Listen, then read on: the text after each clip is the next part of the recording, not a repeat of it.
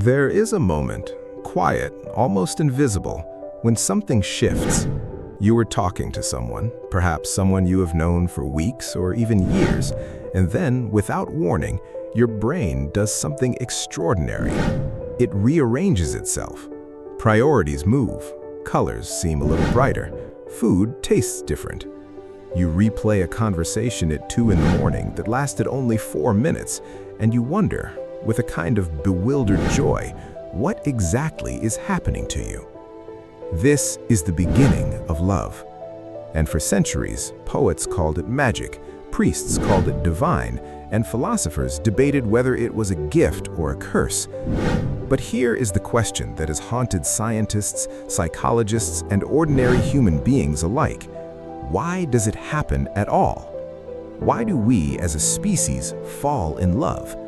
Not just feel attracted to someone, not just enjoy their company, but fall completely and sometimes recklessly into something that can consume our entire world. The answer is far more fascinating than most people realize, and it begins not in the heart, as we romantically imagine, but deep inside the human brain, in circuits so ancient they predate language itself. When two people fall in love, the brain floods with a cocktail of chemicals that is genuinely comparable to a drug high. Dopamine, the same molecule responsible for the pleasure of eating, gambling, and certain addictive substances, surges through the reward system. This is why new love feels electric, why you cannot stop thinking about that person, why you feel a physical restlessness, an inability to concentrate on anything else. Your brain has essentially been hijacked by one of the most powerful neurological events a human being can experience. And just like a drug, early love creates craving. The more you are with that person, the more you need them. But dopamine alone does not explain the full story. Alongside it, the brain releases norepinephrine, a compound that causes your heart to race, your palms to sweat, and your thoughts to sharpen to a single point. Have you ever noticed how everything about a new love feels urgent? How their text message makes your chest tighten? How being in the same room as them feels almost unbearably exciting? That's norepinephrine doing its ancient work. Evolution designed this system not for romance, but for survival, to lock your attention onto something critically important. And somewhere along the way, love became the most important thing of all. Then there's serotonin, or rather the curious absence of it. Researchers studying people in the early stages of romantic love found that their serotonin levels were remarkably similar to those found in people with obsessive-compulsive disorder, which explains with a strange and unsettling precision why you cannot stop thinking about that one person, why your mind returns to them the way a tongue returns to a sore tooth. You are not losing your mind when you fall in love. You are experiencing a measurable biological phenomenon, one that the human body was designed across millions of years of evolution to produce. But here's where it gets even more interesting. Because while science can map the chemistry, it cannot fully answer the deeper question: why this person? Out of everyone on Earth, out of every person you have ever passed on the street or sat beside on a train, why does your brain choose one specific individual to fixate on? The answer involves something far older and more mysterious than chemistry alone. Psychologists have long studied the concept of what they call the love map, a detailed, largely unconscious blueprint that each person carries inside them from childhood onward. This map is built from the people who raised you, the relationships you witnessed growing up, the emotional experiences that shaped you, and the subtle patterns your nervous system learned to recognize as safe or significant. When you meet someone who matches enough points on that invisible map, a click occurs. Not consciously, not deliberately. It happens below the threshold of awareness, in the parts of the brain that operate long before your rational mind gets a vote. Consider the story of two people who meet at an unremarkable work event. They are not immediately struck by lightning. They talk for 20 minutes about something forgettable, but something lingers. They find themselves thinking about that conversation.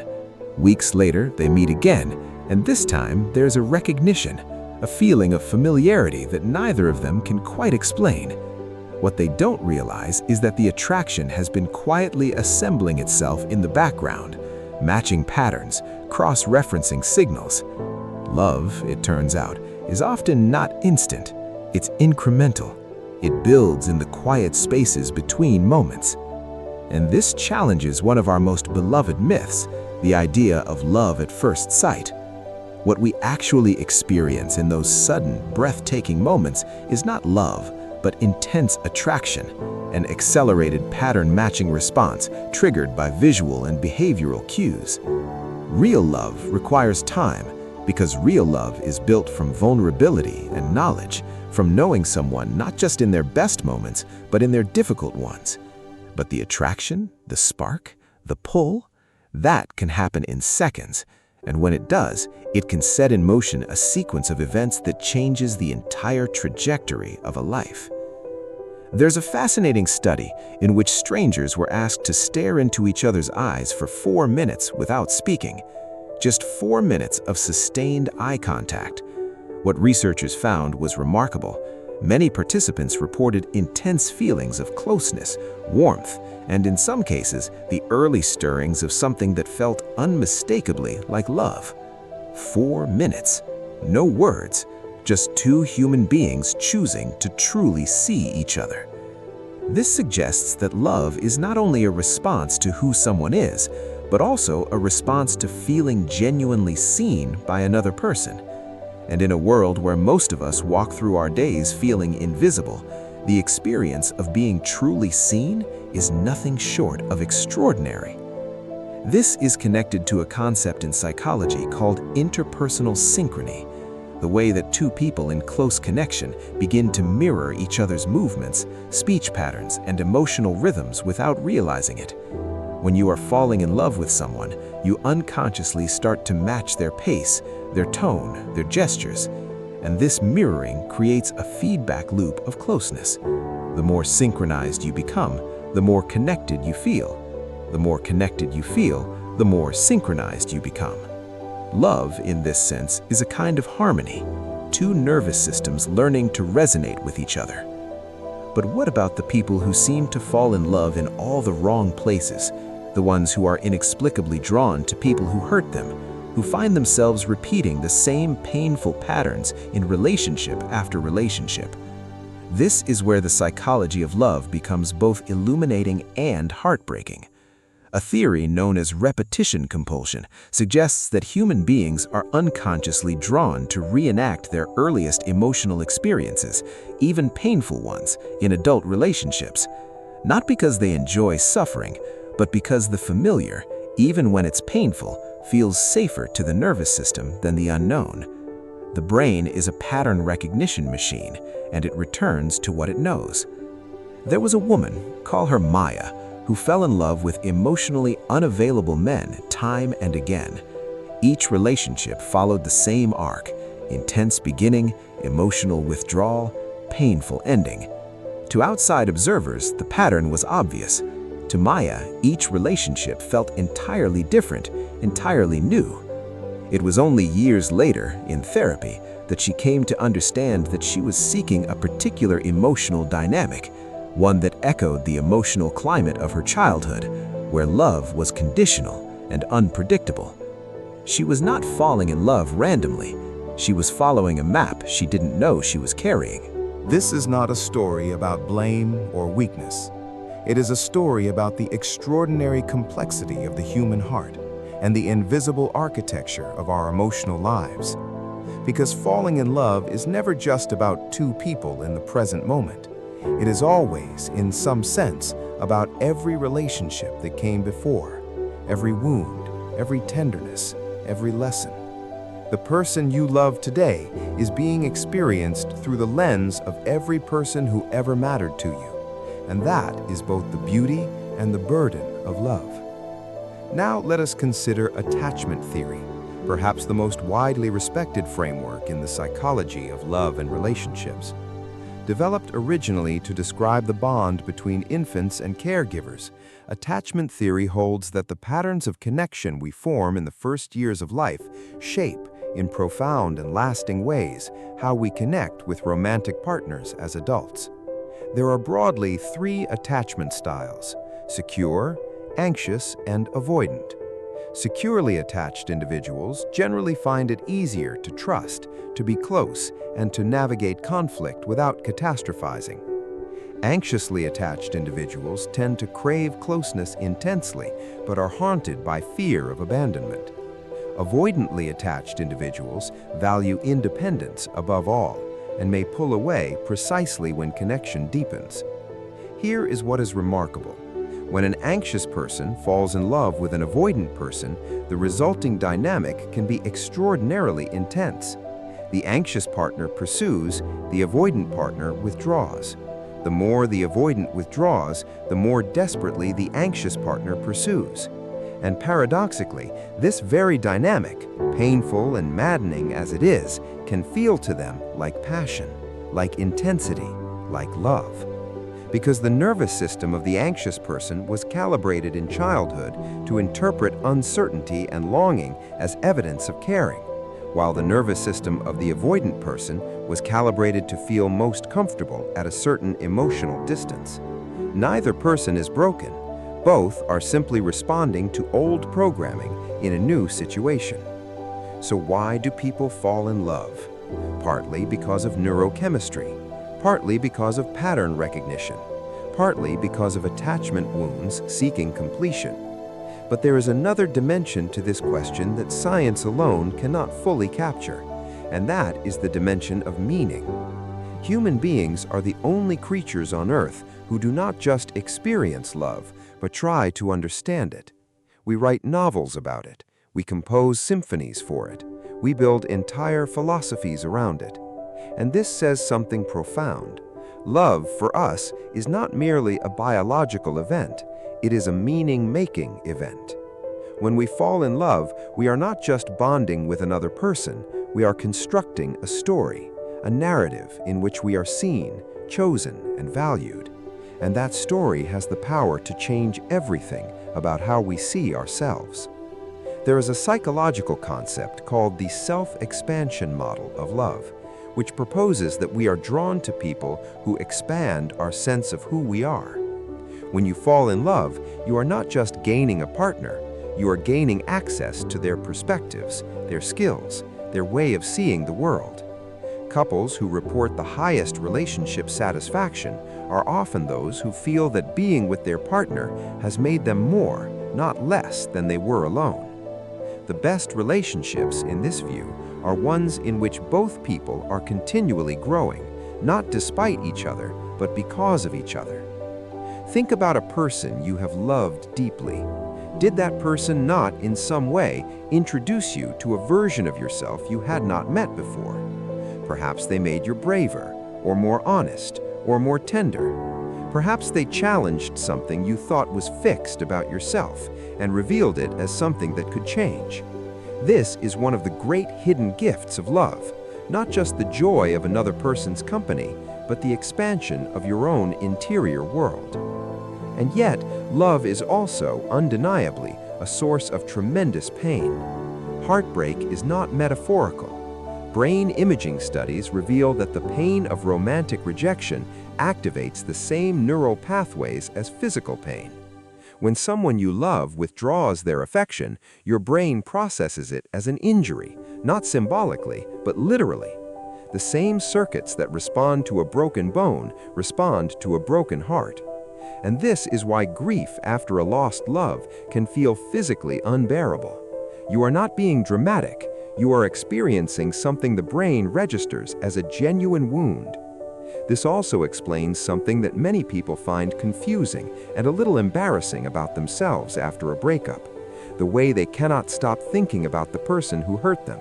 The way they find themselves checking their phone, replaying conversations, and searching for traces of the relationship online. It is not weakness, it is withdrawal. The dopamine system that was being fed by that relationship has been suddenly cut off. and the brain responds exactly the way it responds to any other form of deprivation, with craving, with preoccupation, with a desperate search for relief. But love does not only wound, it also heals, and this is perhaps the most extraordinary thing about it. Research on long-term loving relationships consistently shows that people who experience deep, stable love live longer, recover more quickly from illness, have stronger immune systems, and report higher levels of overall happiness and purpose than those who are isolated. Love is not just a feeling, it is a biological necessity. We are wired for connection in the most literal sense. Our physiology responds to love the way a plant responds to sunlight. We require it to flourish. There is a remarkable longitudinal study, one of the longest ever conducted on human happiness, that followed the same group of men from Harvard over a period of more than 80 years, tracking their health, their careers, their relationships. The single most powerful predictor of happy, long, and healthy life was not wealth, not intelligence, not achievement, not genetics, but the quality of their close relationships. Men who had warm, secure, loving connections lived dramatically longer and reported dramatically higher levels of life satisfaction than those who were isolated or in conflicted relationships. The conclusion was as simple as it was profound. Love is the architecture of a meaningful life. So where does this leave us? We fall in love because we are designed to, because our brains are wired for attachment, because evolution discovered long ago that cooperation and bonding created better outcomes for survival than isolation, because our earliest relationships wrote a template inside us, and we spend our lives, consciously or not, looking for someone who fits that template, or who helps us rewrite it. Because the human nervous system requires the regulation that comes from deep, sustained connection. Because we are meaning-seeking creatures, and nothing creates meaning more powerfully than being truly known by another person. But there is one final layer to this question that deserves to be explored, and it is the most mysterious of all.